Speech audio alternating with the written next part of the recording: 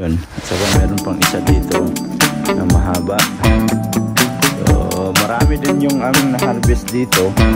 Kailangan sa paglilinis mga kaidol, lalo na pag ganito mga kanal, kailangan hindi ka masilan. Itong ang palaya dito, pinagbubunot ko na yung puno niya para maganda. Nilang ukoy. Ukoy daw yan sa Tagalog. Ukoy, ano ba yan ukoy? Ang pagkakaalam ko, syukoy.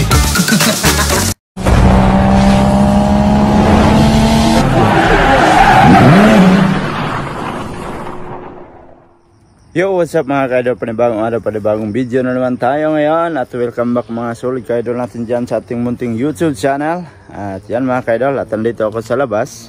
So tinitingnan ko yung aking mga tanim dito. At saka yung tanim kong sitaw mga kaidol, yan.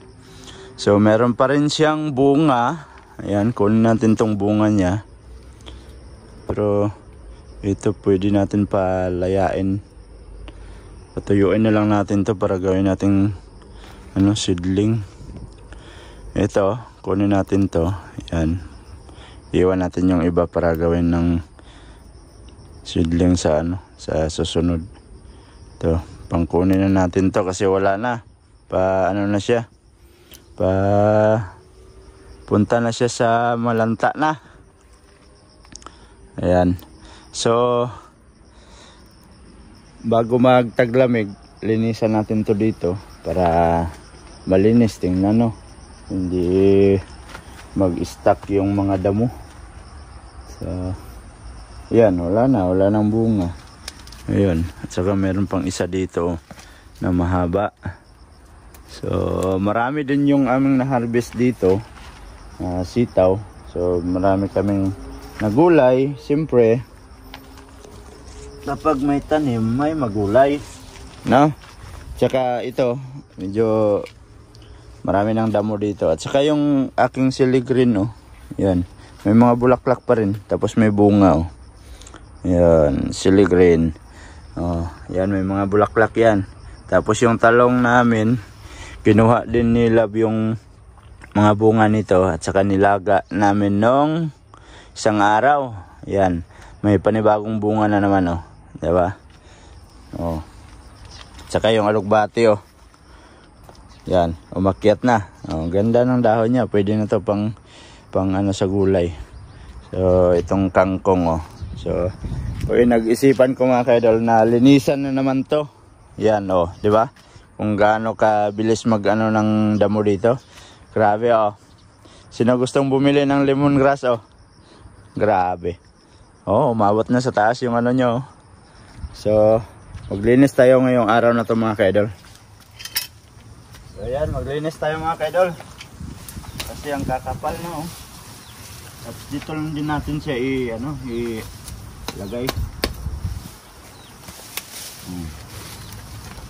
Yeah. Umpisahan natin ang umagang paglilinis. Kasi pag hindi ko nilinisan to dito, kakapal tong damo dito. Kaya mini-maintain ko talaga to na lilinisan dito sa likod ng aming apartment para hindi naman siya pangit tingnan, Kaya kung napapanood nyo palagi na lagi ko tong nililinisan, dapat yung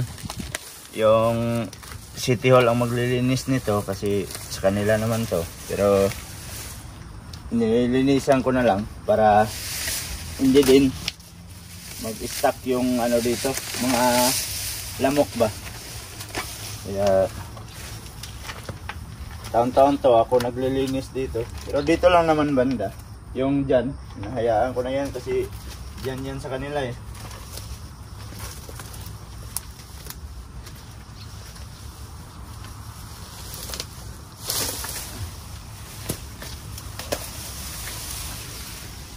Tapos i-stack ko lang dito hanggang malangta siya.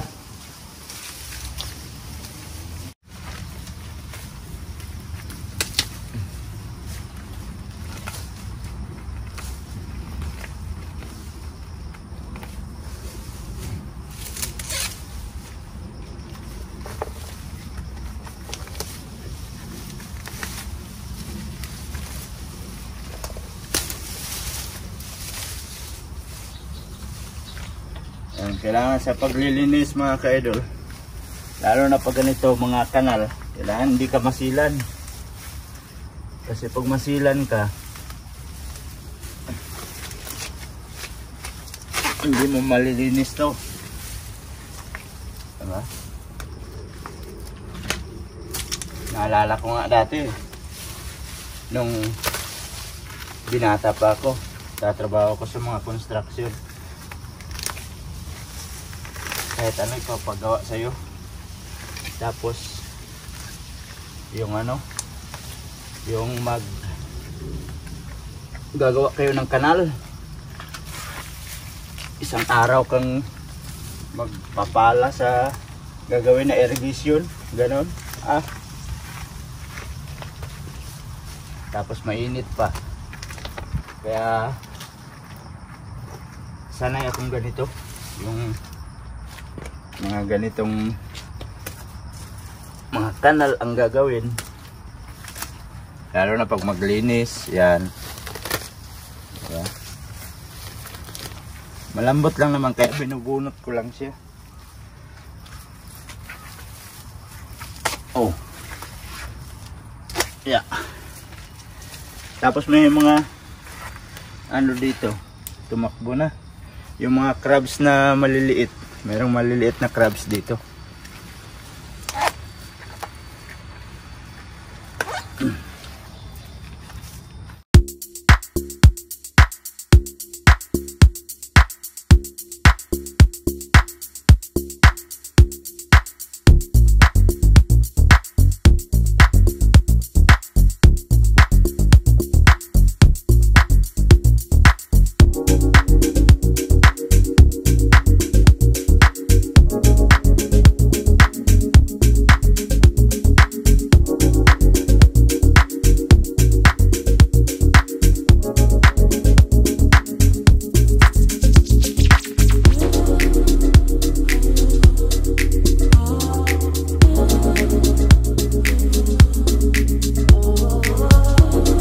So ayan mga ka-idol, at natapos ko na dito. Yan. So malinis na. So yung mga damo dito ko nilagay. Kasi malanta lang naman yan eh. At saka yung kamatis ko dito na tinanim, binunot ko na din. Ayan.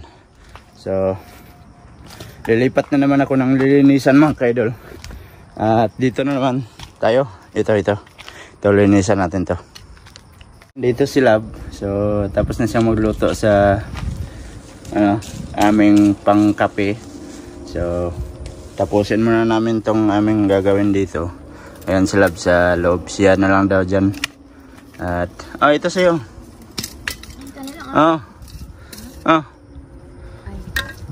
Ayan. So dito yung aking lilinisan. Yan. Konti lang naman to. So umpisahan natin. Lamok, paborito kay ko. Marami daw lamok mga ka-idol. Lamok.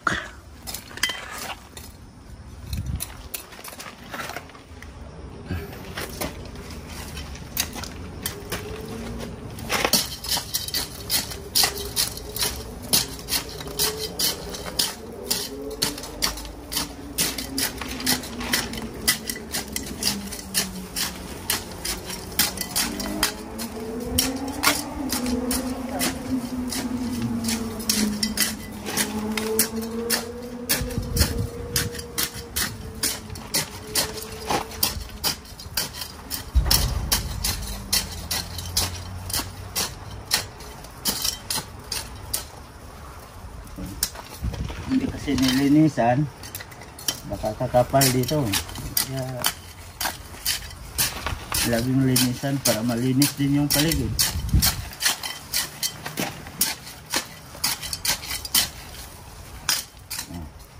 Nag-pulverize ng yuta tayo.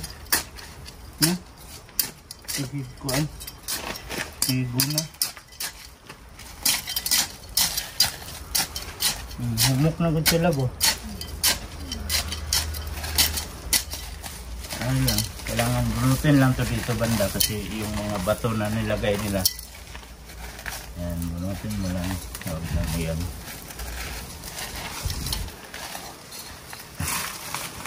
Kaso lang pag ganito kasi hindi mabubunot yung ano, yung gamot niya.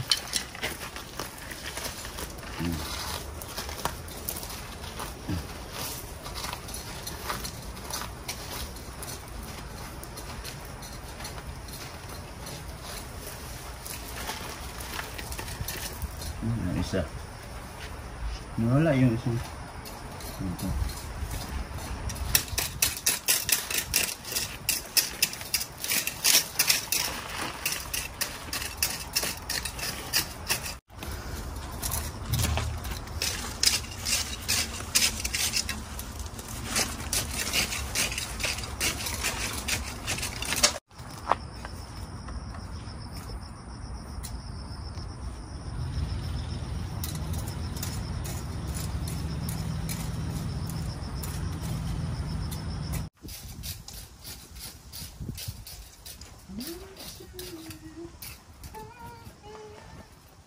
Yan mga kaidol, tapos na kami maglinis ni Lab.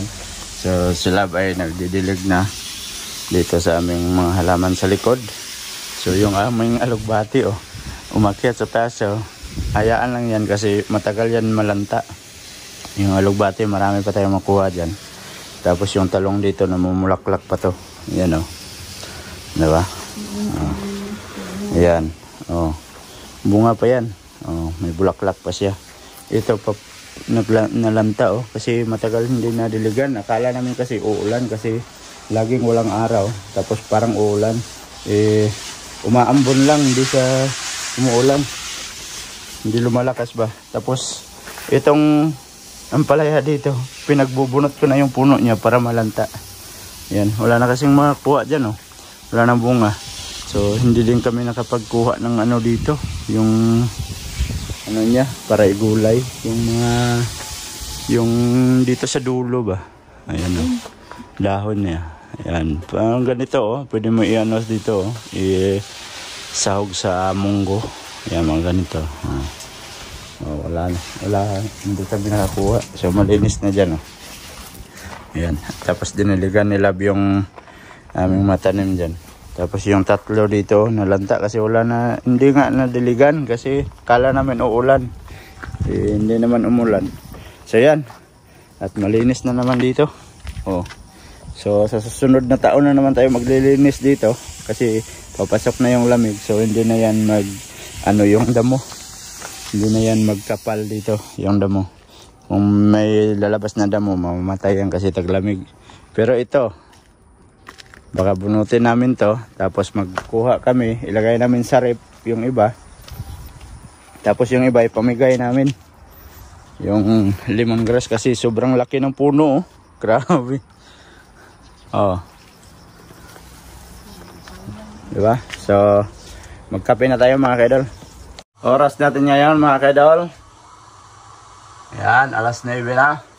So nag-iinit na din sila ng tubig para makapagkape kami. Yan, papakulo na sa may chocolate. Ayun mga kaidol, so hindi na kami ng pancake, kain na lang kami kasi may pupuntahan kami ni Lab.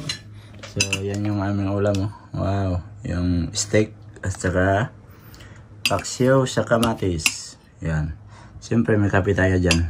Kain kami ni Lab. Kain tayo, kain. Kaya hawakan niya pa yung Kain tayo kasi anong oras alas 9 na. Tapos may pupuntahan kami kaya kakain na lang kami. Sarap. Sila ba paksyo yung ulam niya.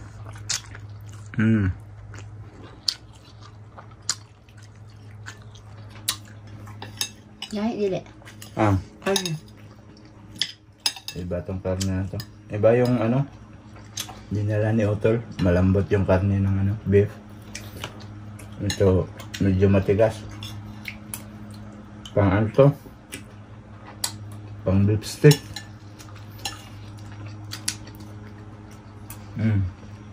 Hindi ba na kung nakaluto beef steak Kaya na tayo hindi luto ng beef steak. Sarap kaya yun. Katatapos lang namin kumain mga kaidol at mayroong rasyon na naman dumating. So yan, bigay sa kabila. May munggo dito. Tapos titawag nilang ukoy. Ukoy daw yan sa Tagalog. Ukoy, ano ba yung ukoy? Ang pagkakaalam ko, syukoy. Syukoy. Pero sa kanila may ukoy man. Oh, tapos may sasawan daw. So tikman natin tong tinatawag nilang ukoy. Ukoy. Yung ukoy sa Bisaya, yung meron kang hinahanap, yung meron kang tinitingnan na parang hindi magandang gagawin. Ano ba 'yun? Ano ba 'yun? Ha? Yung ito kasi ukoy. Yung kasi ano, yung tawag doon. Ano ba yung tawag doon? Nakalimutan ko tuloy. Yung ukoy. Ukuyo na to, basig na asikwaon ba? Ano?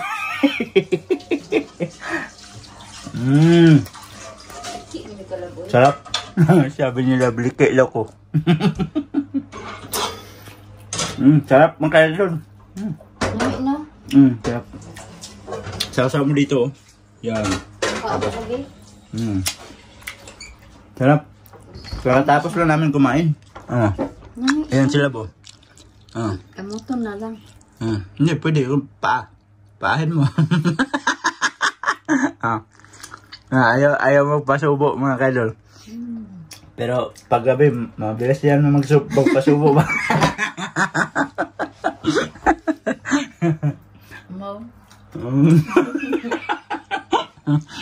Ayan, pasubo pag umaga. Gusto niya gabi, subuan. Diba? Tatawa siya. Sarap mga kaidol. Nami bagas ta init pa. Tapos may rasyon na naman na ulam mo mamaya. So ayan mga kaidol, at medyo mahaba na tong video natin. So dito ko lang muna tatapusin yung ating video. At kakain lang naman kami ulit ni Lab ng ukoy. So sa mga bagong pasok dyan, please like and share and don't forget to subscribe. Jude Mindero TV. At hanggang dito na lang mga kaidol. Mag-ingat kayo palagi mga kaidol. I love you all, girl visual. Bye bye.